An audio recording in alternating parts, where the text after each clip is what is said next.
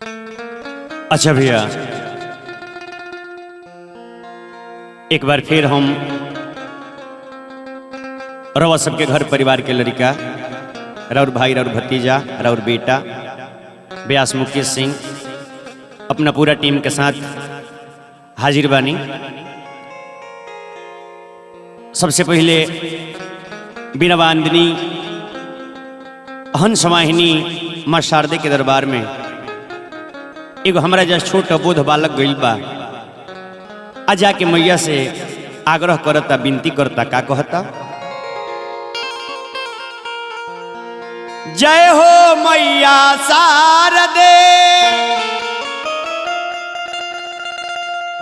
विनय करी कर जोर,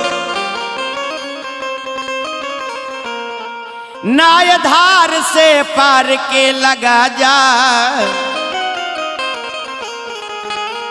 मैया हो आई के मोर। निकू भाई लड़का शारदा मैया से कहता, हे बीराधारी हंस सवारी, हे बीराधारी हंस सवारी, शारदे महतारी जी।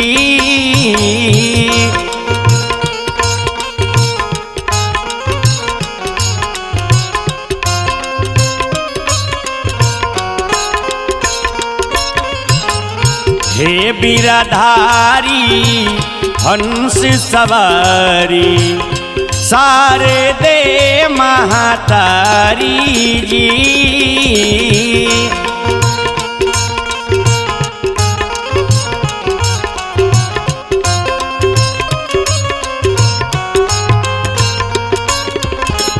सूर्य और ताल के हाल न जानी, सूर्य और ताल के हाल न जानी, सम के ना जानकारी जी। हे बीराधारी हंस सवारी, शारदे महतारी जी।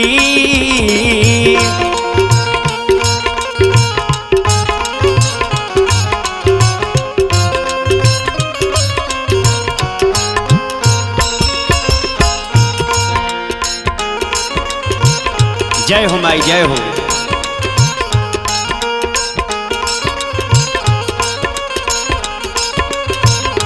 लड़का लाचार बा,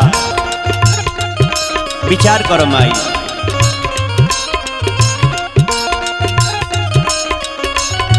बन रही बबलू बाबू।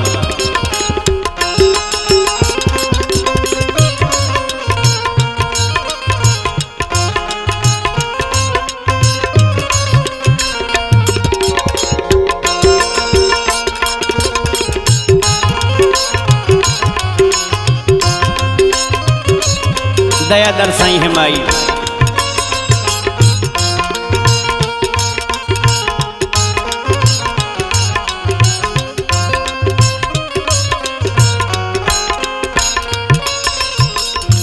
लड़का कहता कि हे माँ, बिना तारा मर्जी के गो पतई तक ना हिलला, त गावल बजावल तलक बात बा। लड़का कहता, लुर गावे बजावे के आवे ना, तारा मर्जी बिना केहू गावे ना।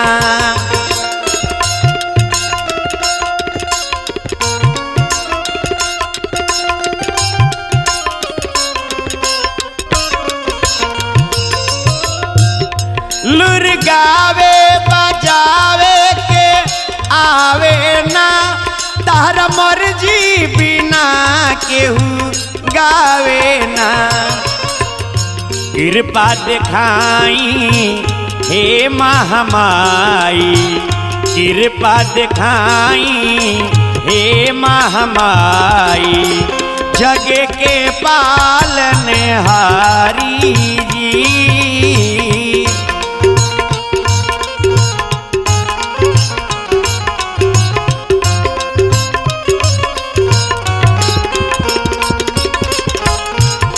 बीराधारी हंस सवारी शारदे महतारी जी।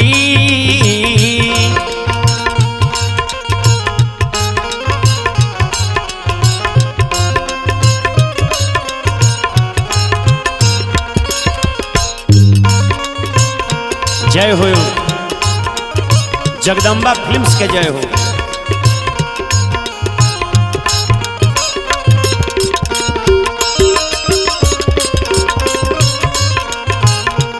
चलिए बबलू बाबू माई के दरबार में।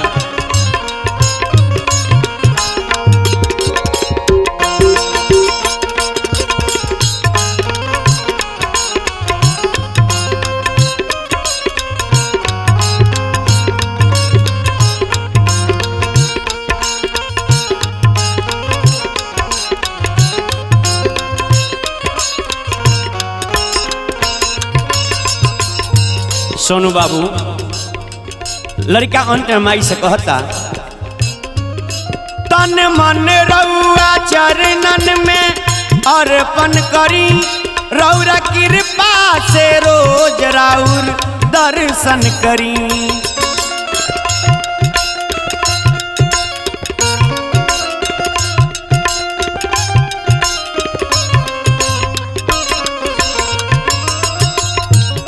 तन मन रउआ चरणन में अर्पण करी, रउरा कृपा से रोज राउर दर्शन करी। इतने ना मन के कलेश महेश दिलीप जी, मन के कलेश महेश विजेंद्र, मुकेश के तारी जी।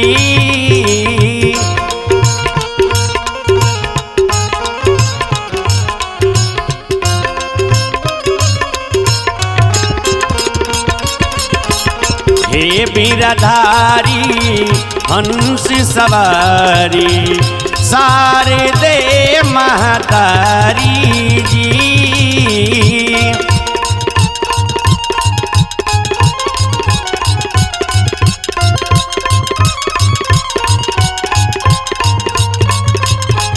सूर्य और ताली के हाल न जानी, सूर्य और ताली के हाल न जानी, सम के ना जानकारी जी।